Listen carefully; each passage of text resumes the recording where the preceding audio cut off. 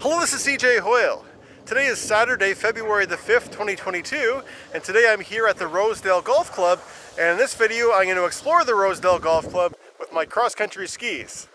Alright, so starting here from the entrance from the parking lot, I'll begin my way down this little trail.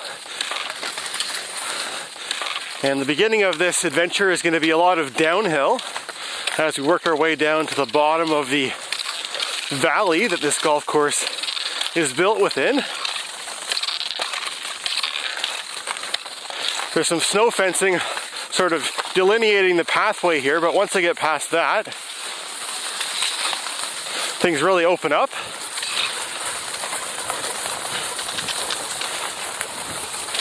This is my first time ever being here at the Rosedale Golf Club, so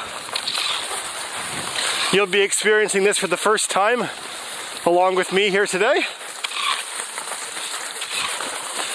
Alright, so here we go down the hill, and I'll make a left turn after this snow fence up ahead.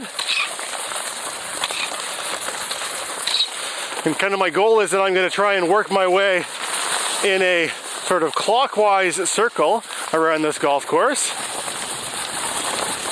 I'm just going to try and follow some of the compressed parts of the track that people have done with their skis and snowshoes, and also lots of people walking in the past as well. And now we're at the bottom of that hill, so this is more the pace that we're going to be going. So the Rosedale Golf Club is a private golf course in the city of Toronto here. And that means that for most of the year this is off limits to the general public. Only a very small selection of the population who are members of this club are allowed to be here most of the time, but in the winter and under the cover of snow, it opens up for people to come who are outside of that group to experience it. I was reading this sign when I came in, and it really just calls out dog walkers as the people who are allowed to come here. Doesn't actually say anything about skiers or snowshoers, but I've certainly seen a fair share of those people here today, and as far as I know, I'm allowed to be here with my skis and without a dog. Interestingly, the sign also says that if you're a commercial dog walker, meaning that you walk other people's dogs and I guess collect, money for doing that, that they don't want you to come here. You're not supposed to be here if you're a commercial dog walker. Whoops. There was a pretty much right turn I had to make there, being a 90-degree turn that I couldn't quite make. But yeah, my plan is I just kind of want to follow along sort of the outer boundary of the golf course to see, as much of it as I can here today. This neighborhood that's over on the left is the Hogs Hollow neighborhood, which I'm quite familiar with because I used to ride my bike through Hogs Hollow every day on my way to work back when I lived at Yonge and Eglinton and worked at Yonge and Sheppard. And so yeah, despite this golf course being known as the Rosedale Golf Course, it's really not located very close to the part of Toronto that's geographically known as Rosedale. I'd say we're at least 5 kilometers from there, maybe even further. But the reason why this golf course has this name is because this is actually the third location that this club has had their course. The Rosedale Golf Club opened in 1893, and I believe the first location was somewhere within the Moore Park neighborhood. And that one didn't last very long. The second one was actually in the Rosedale neighborhood, a place which is now, where that golf course is now has homes on it. And this third location, they moved to it, I believe, in 1909. So they've been here for more than 100 years, but they've never changed their name, even though they're geographically not in Rosedale anymore. But perhaps many of the members of the club still live, or at least trace their roots back to the Rosedale area. This golf course has also hosted the Canadian Open twice, although not for a very long time. The first time, I believe, was in 1912, and the second time was in 1928. So it's almost been 100 years since it's hosted that tournament, and I guess it was probably around the time that it was quite new. So this golf course is located at the far northern tip of Mount Pleasant Road. Or at least that's where the entrance into it is, where the parking lot is, where I started the video.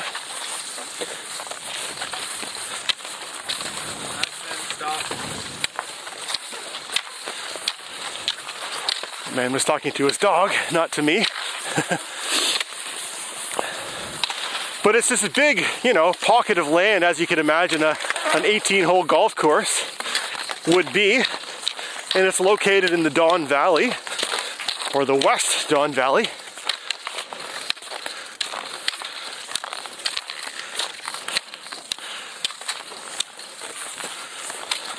So Hogs Hollow is, like I said, the neighborhood that's on our left. And the neighborhood that was sort of to the west of it, where we started the video, is called Bedford Park. And right up ahead we're going to go over a bridge, which will take us across the West Don River, which, although it's called a river, is, as you can see, is sort of much more like a creek than a river, at least this far north. I guess it carries a fair amount of water.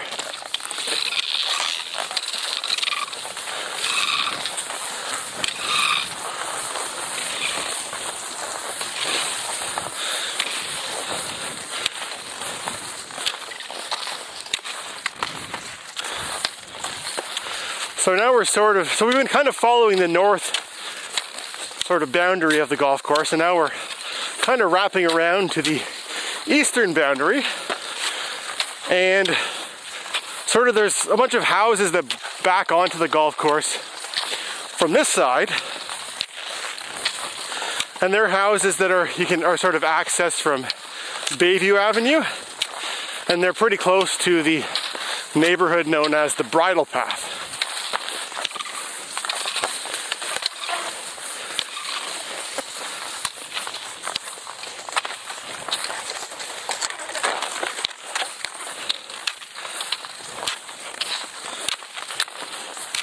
Let me just double check and make sure that we're still recording. And we are, thankfully. Lots of things to remember when you're making these videos. You got to make sure that you got the audio recording separately as well as the video. And I guess it's just two things to remember, but it would be detrimental if I had forgotten to press record. So yeah, this seems really nice. It's a really beautiful day to be out here doing this. The thermometer when I woke up this morning said -13. And I think it's warmed up a bit since then, but it's also a very sunny day. Beautifully sunny, not a cloud in the sky, perfectly blue. So in the sunshine, it's feeling a lot warmer than whatever the temperature actually is. I'm sure it's, maybe warmed up to -5 or something, but feels like we're at about 0 where I am, at least in direct sunlight.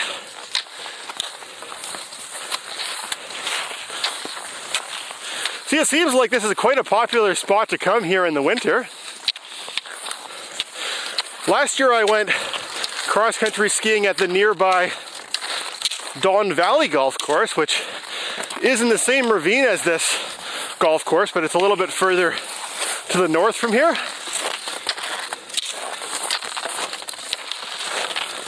And that golf course is a city-operated golf course. So the city's website, in fact, sort of promotes coming cross-country skiing here.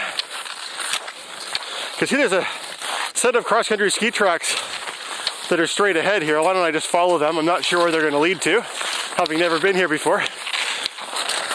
Sorry, I think I said the wrong thing there.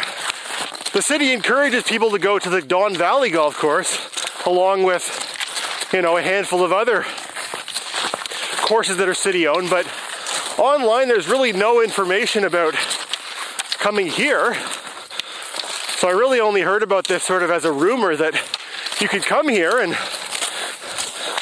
you know, the Rosedale Golf Club doesn't have anything on their website promoting it, because I guess for their, you know, from their perspective, the fewer people that know about this, the better, I would imagine.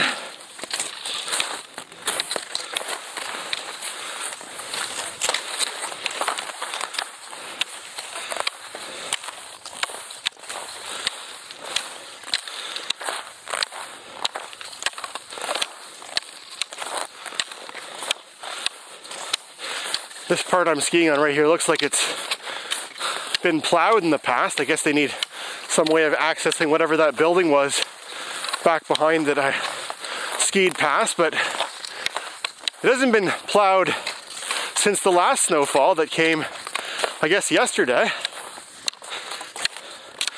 We got a fairly large dumping of snow here in Toronto, at least by Toronto standards, about 3 weeks ago. And that snow stuck around pretty solidly for a solid sort of 2 weeks without the temperature really going above freezing. But then a few days ago, there were sort of 2 days in a row where it was above freezing and quite a bit of rain was falling. So a lot of the snow that we had accumulated from that period had sort of gone away. But not all of it, you know, there was still I guess a little bit of a base layer sitting places, and of course the snow banks, they all still stuck around. And then we got a little bit more snow after that. So this ski today has sort of been made possible by that additional snow that came. Although I do feel like there's just barely enough snow right here where I'm skiing. I think there's probably asphalt underneath of this trail. So, not my favorite place to ski from what I've been skiing so far today.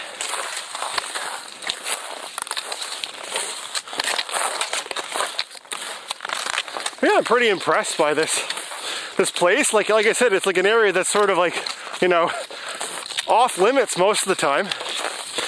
I remember when I used to bike to work on that route I was describing before, from Yonge and Eglinton to Yonge and Sheppard, and I was sort of planning out my route and figuring out, this is like when I first moved to Toronto, and you know, figuring out what pathway I would sort of take, or what, you know, combination of side streets I would take, because I wasn't, you know, very keen on riding on Yonge Street.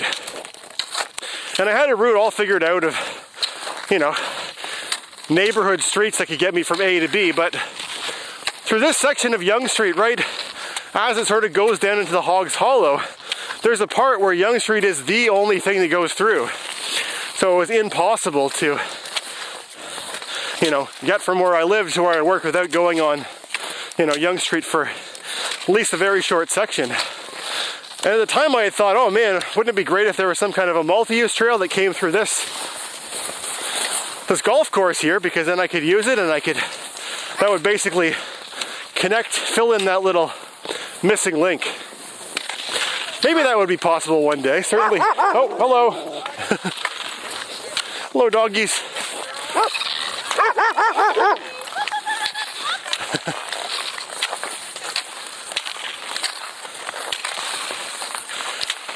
Dogs don't really know what to do with cross-country skis, with all the funny noises that they make. So yeah, like I was saying, like that, right where I was skiing at the beginning, where I was sort of following the fence line and the tree line, you know, that doesn't seem to really go or interfere with any of the golf operations. That would be nice if there was some sort of a trail through there, if it was possible one day. All right, down more of a hill. When you start your ski at the very top of a hill and you ski down a hill, you've sort of got your work cut out for yourself when you want to come back.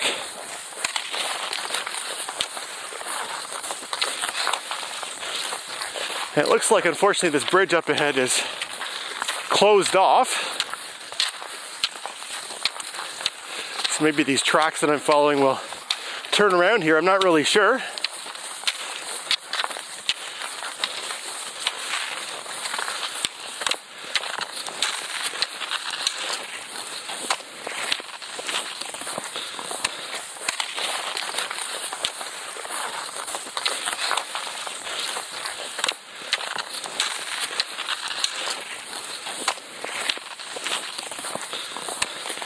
All right, so that has been plowed over there. I think I'm going to take my skis off though and walk a little bit, and maybe I'll be able to rejoin a little bit further on.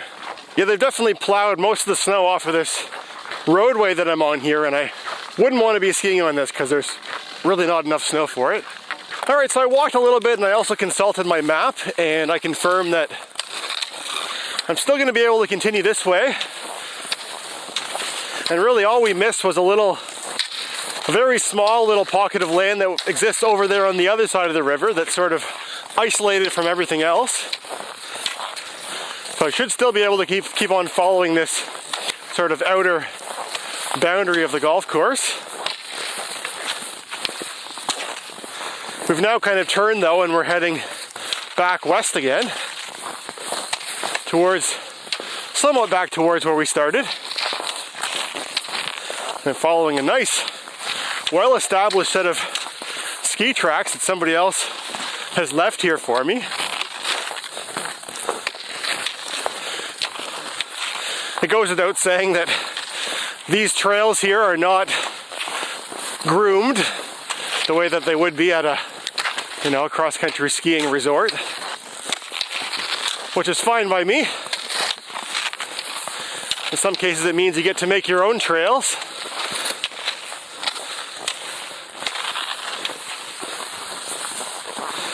And it's nice to be able to go skiing somewhere that's close to home for me. And of course, this is getting to experience a part of the Toronto that I've never had the opportunity to visit before. But yeah, to get here, you can take the subway to Lawrence Station. And from there, it's about a 15-minute walk. There's also a bus that originates at St. Clair Station, which comes directly to here.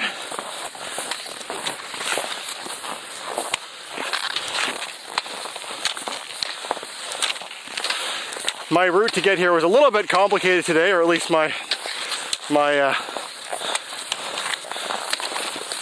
took a little bit longer than I was originally anticipating because the subway has a partial closure today. The Yonge subway line between St. Clair and Finch Station are running shuttle buses this weekend.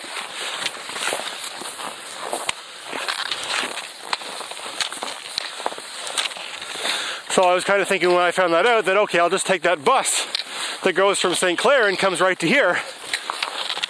But when I got to the bus platform, the little sign said, next bus 23 minutes away. So they probably only run that bus every half hour or something like that. So not really ideal for, well, at least for whenever I happen to arrive there. So I ended up taking the shuttle bus instead, which was actually a lot faster than I expected. It was quite fast. Yonge Street, I guess, was not very busy today, this morning.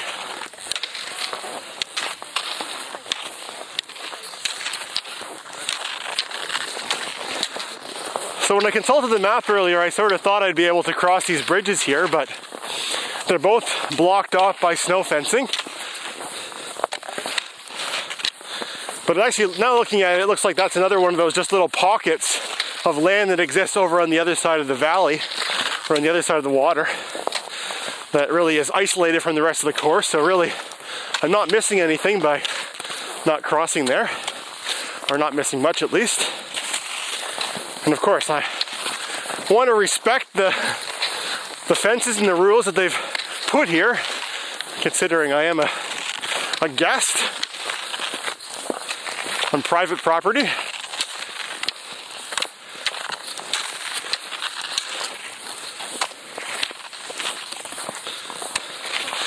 You can see from those people back there, I'm not the only cross-country skier here today. Now this trail here looks a little bit rough. Not very well established, but let's see if I can get through. Be careful to watch my eyes and not get a stick in my eye.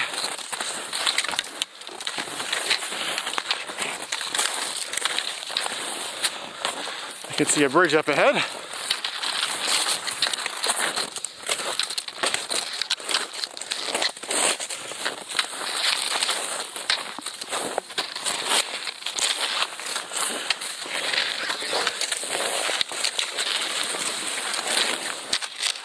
Looks like that bridge will be open, although it might be another plowed bridge that I'll have to take my skis off to get to.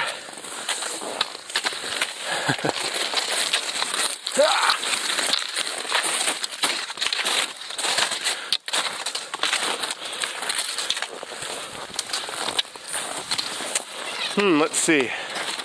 So there is a trail there. Let me just consult the map. 1 second.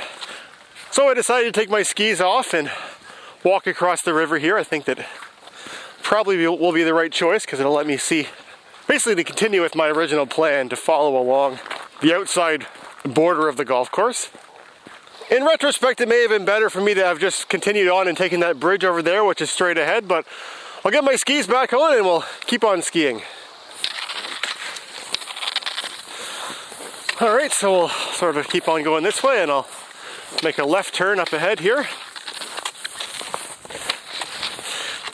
So this is only the second cross-country skiing video that I've filmed this year in 2022. Last winter, I think I filmed a total of 4 videos that were in this format. We really didn't get that much snow last year, so it was kind of lucky that I could do that. This year we had quite a bit of snow. The challenge has been that the snow came fairly early in the year, and it was during the part of the year when the sun doesn't come up very early. So, and of course, it sets quite early as well. So I did a fair bit of cross-country skiing when this snow first came, but it was in the evenings after I finished my work day, which really is not conditions that are acceptable for me to film videos in the dark. But I was happy that, we got that snow sort of yesterday over the last couple of days that has allowed me to do this. But quite a steep hill up here. I guess other skiers have sort of come up this way to the right. This is certainly not a beginner trail. Sort of stepping sideways up this hill.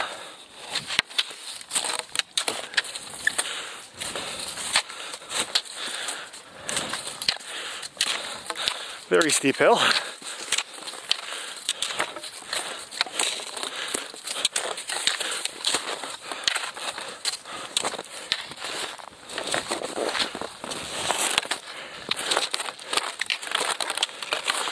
Alright, we'll pick up the trail and keep on going this way. And straight ahead there behind those people walking the dog, you can see the clubhouse for the golf course. So I guess we'll work our way back to there.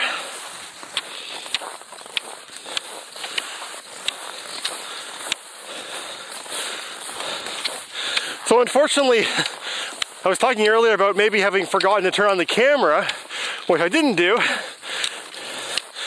And I didn't forget to turn on the microphone, but the one thing I did forget, unfortunately, was to turn on the app on my phone that I use for recording the GPS of, where I am.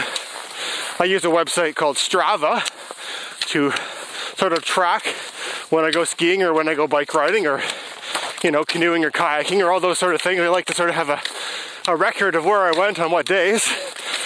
So I forgot to press start on that, but I realized that this camera that I'm using to record actually has GPS built in. So I'm hoping that I'll be able to extract the GPS data from the video files and I can use that to go on Strava. If I'm successful with that, I'll include a link in the description below where you can see the route that I took here through this golf course.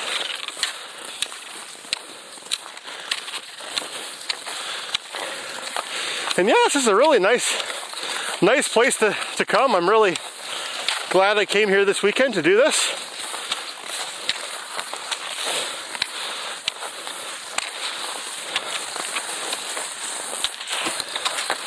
I would say it's quite similar to the Don Valley golf course that I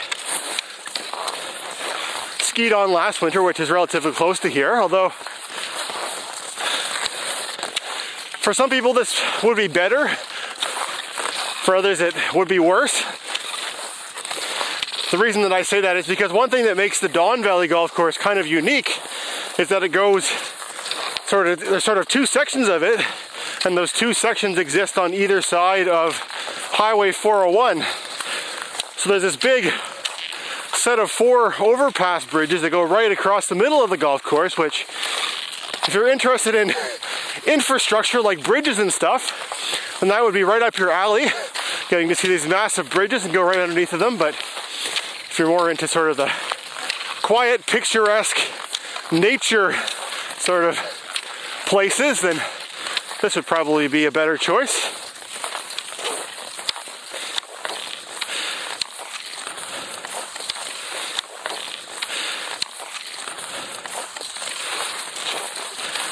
And of course, there's no fee to go cross-country skiing or walking at either of these places.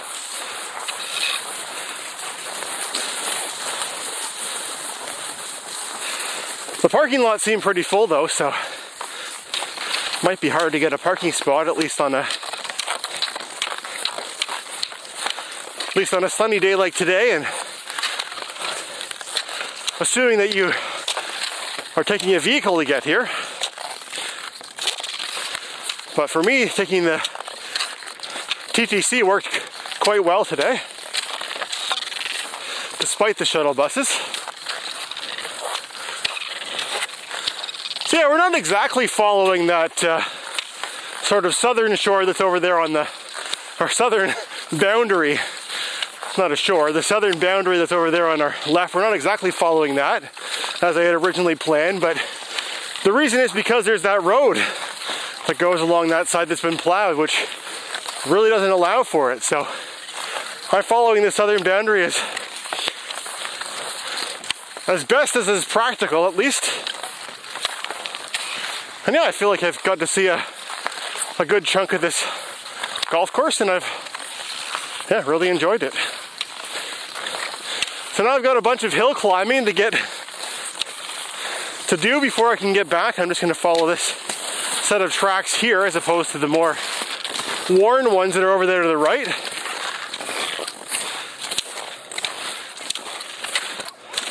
feel like this will be more interesting.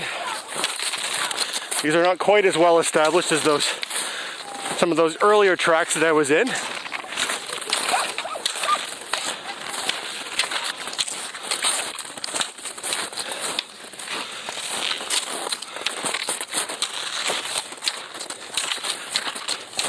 I have no idea how much battery life this camera has left in it. Seems to last for pretty long, but I don't think it does quite as well in the cold. But I'll keep on skiing until I get to the end or until the battery dies.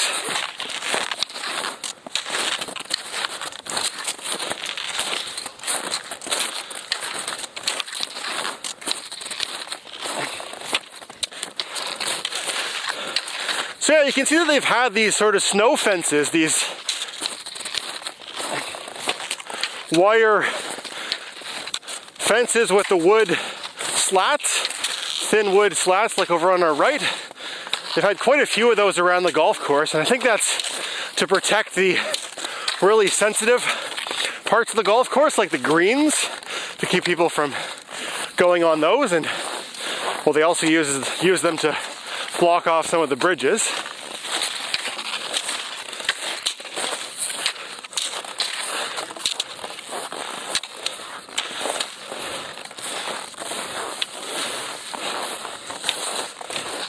But other than those parts, the whole place is wide open for you to explore.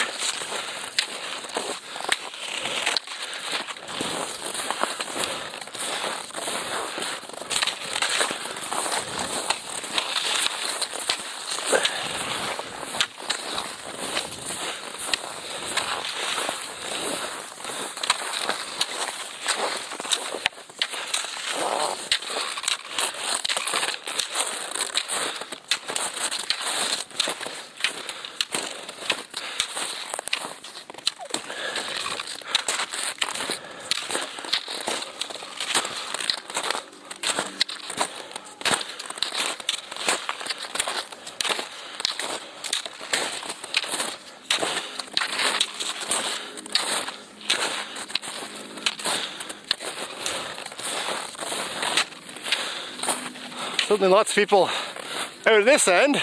It's interesting how, you know, out here there's tons of people walking around, but once you get to the very back of the course, there's sort of nobody around. You feel like you got the whole place to yourself. I guess dog walkers are only interested in walking so far, or maybe the dog walkers are interested in walking further, but the dogs are not.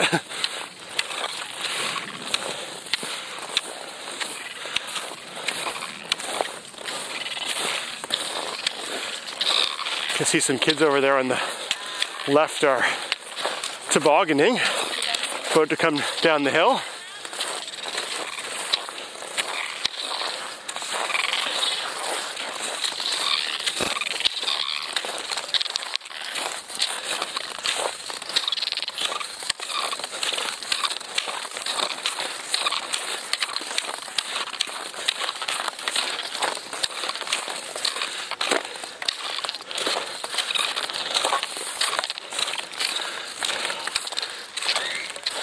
Oh, there they come.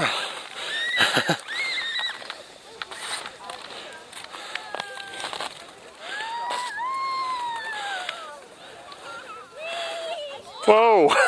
That was quite the bump they went over there.